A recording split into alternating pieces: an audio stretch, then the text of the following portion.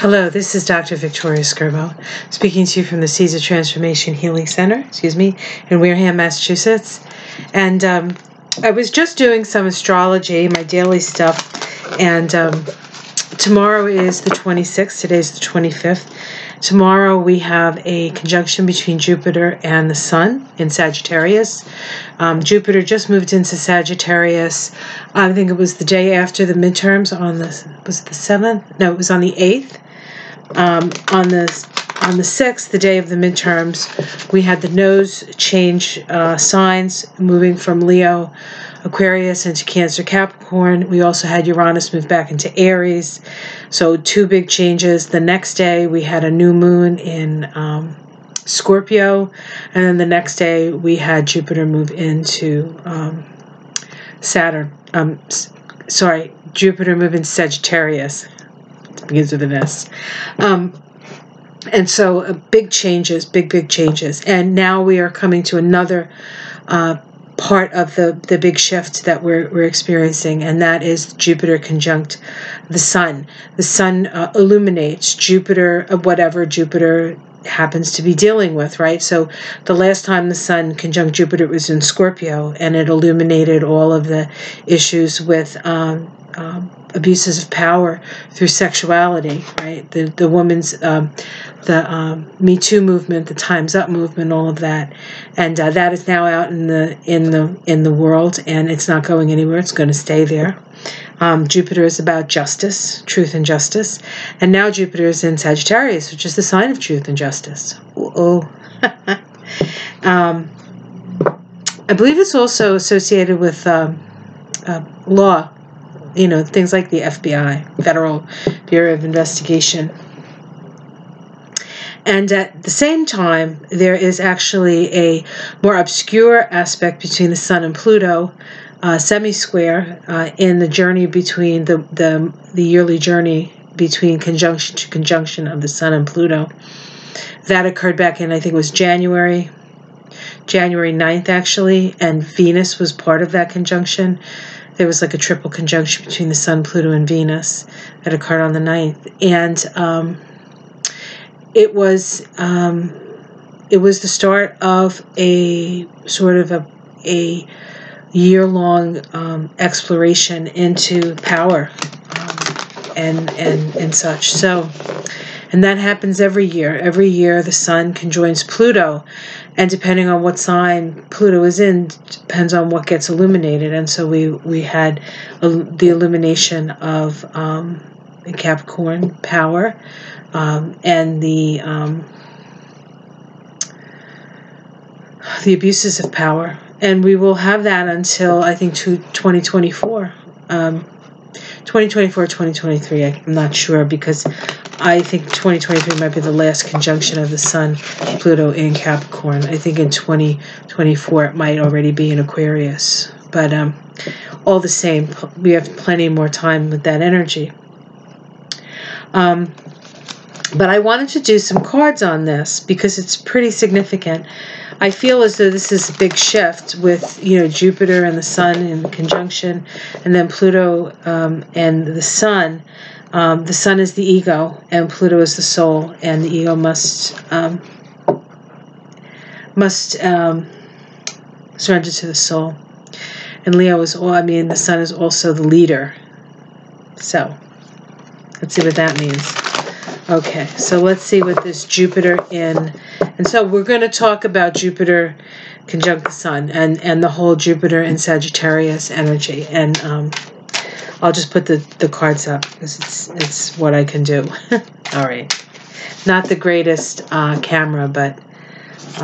and maybe not even the greatest volume. I think it might be a little tinny, so I apologize if that's the case. Okay, I'm cutting the cards now. Okay, I'll do a Celtic cross. All right, so the immediate, what's the energy right now? The Empress, the goddess, the power of the feminine. Okay, the power of the feminine. What's crossing that? The Emperor, the power of the masculine. We have a little, like I said, war of the sexes here. This is the imagination, okay, and this is reason. So we're at cross purposes here. Of course, the Emperor could also be the person in charge, right? Let's see what's at the root of this. This is the Six of Swords. This is about moving over troubled waters, moving into a place of peace, more peace, okay? In the past, we have the Seven of Swords. The Seven of Swords is generally shenanigans, being sneaky. In this case, this card always reminds me of the musicians on the Titanic. You know, they're playing the music and the ship's about to go down. So that's what that kind of reminds me of. But after seeing the Titanic, you know, the musicians had the right idea. They're like, well, let's have people's last thought perhaps be this beautiful music we're going to play. But that's another story for another day. That's not what I think the past in this is about. What's in the sky? The Nine of Cups. I like this Nine of Cups in this deck, and I've said that before. Our wish come true. What's in the immediate future? Justice. Justice will be served, folks. And this is the immediate future, so this is 6 weeks out.